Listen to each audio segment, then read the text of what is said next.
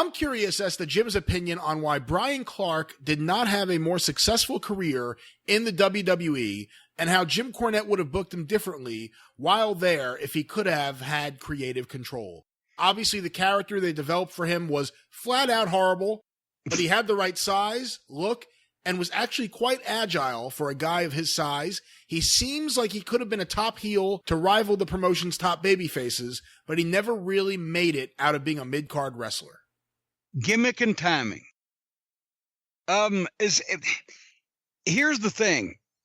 He fit being the Night Stalker better than he fit being Adam Bomb, but that wasn't my gimmick either. The way I found Brian was that Paul Orndorff was coming to work for me in Smoky Mountain in 92, and Brian Clark was a young kid from down there that he had met and was working with and trying to help train and help break in.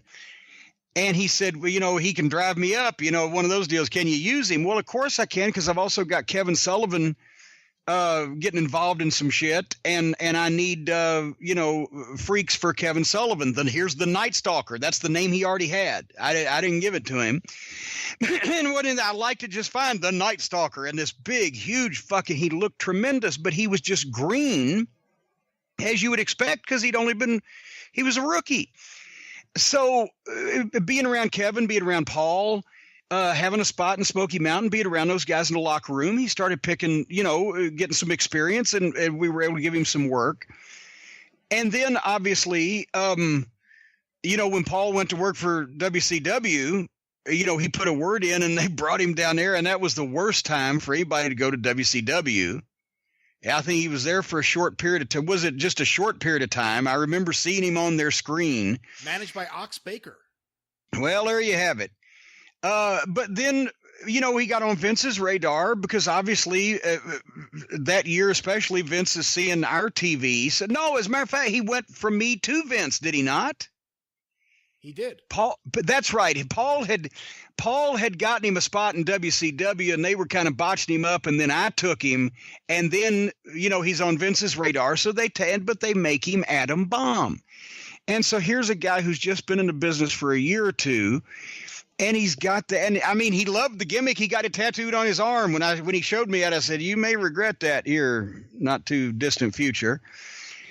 But that was 94, 95, just at the point where all those stupid fucking gimmicks and just the silliness, and Vince was distracted.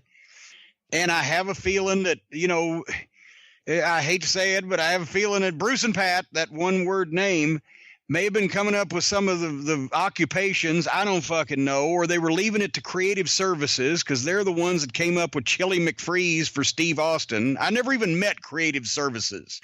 We just call them every once in a while from Vince's house. He'd say, well, we need a name for the show. Call creative services. Have them work some stuff up. And they'd send you like 15 fucking stupid examples of shit. And then you'd try to come up with something that was good. But anyway, Adam Bomb, business was horrible then. Everything was hokey. And I don't think, then he goes back to WCW, and that's when he was with Bryan Adams as Chronic, right? Yeah. Good Lord. And then not only is he on the biggest roster that had ever been assembled in wrestling in the late 90s WCW, but he was one of only fucking, a dozen guys that were 6'6" or over and had bodies like that. So therefore there were no giants. And there you go. Any other time he would have been he would have been a big star before in the 80s. He would have been huge in the 80s. He could have been Nikita Koloff in the 80s, for fuck's sake. Or he would have been big now because,